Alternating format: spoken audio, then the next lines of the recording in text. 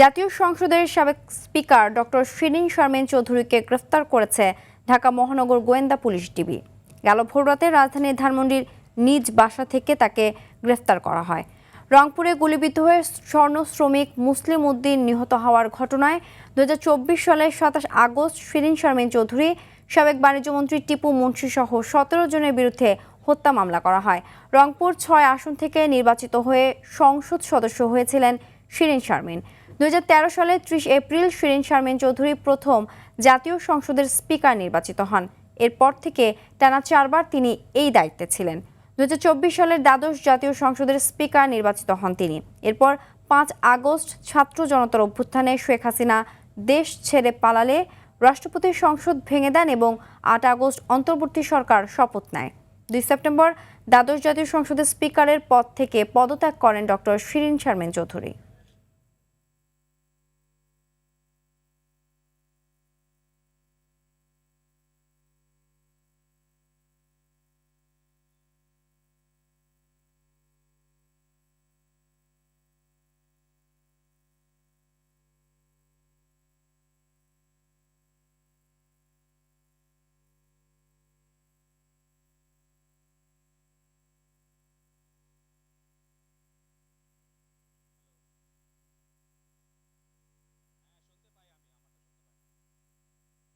দর্শক, এই মুহূর্তে মিন্টু রোড ডিবি কার্যালয়ের সামনে থেকে সরাসরি যোগ দিচ্ছেন সহকর্মী জাহিদ রহমান।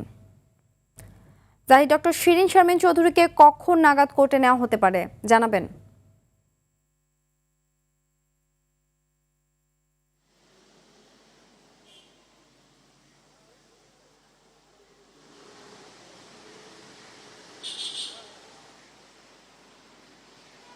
সিনথিয়া, আপনি জানেন যে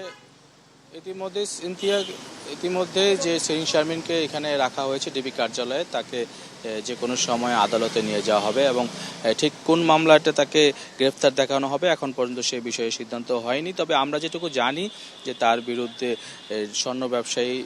স্বর্ণ শ্রমিক মুসলিম উদ্দিনের যে হত্যা মামলা রংপুরে, সেটি 17 জনের যে মামলা হয়েছে হত্যা মামলা, সেখানে তিনিও একজন আসামি। ইতিমধ্যে এই মামলায় সাবেক বাণিজ্যমন্ত্রী টিপু মুন্সি কারাগারে রয়েছেন এবং বাকি আসামিরা অনেকেই পলাতক রয়েছেন। এবং আপনি জানেন যে 5 আগস্ট যে 2024 সালে গণ অভ্যুত্থানের পর শেখ হাসিনা যখন পালিয়ে যায়, সংসদের যারা অন্যান্য যারা ছিলেন দায়িত্বে সহ বিভিন্ন মন্ত্রী এমপিরা তারাও পালিয়ে বেড়ান এবং ততদিন পর্যন্ত তিনি গতকালকে ভোর রাতের দিকে তাকে আমরা জানি যে জানানো হয়েছে যে তাকে তার নিজ বাসা ধানমন্ডি থেকে তাকে গ্রেফতার করা হয় এবং এখন তিনি মিন্টু রোডে যে ডিবি কার্যালয় রয়েছে সেখানে তিনি রয়েছেন এবং এখান থেকে তাকে নিয়ে যাওয়ার জন্য যে গাড়িগুলো রয়েছে সেগুলো প্রস্তুত রাখা হয়েছে আদালতে তোলার জন্য।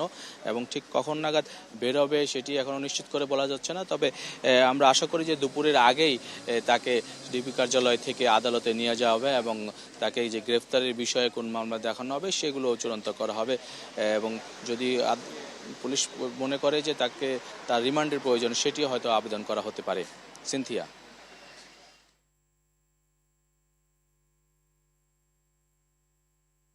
ধন্যবাদ।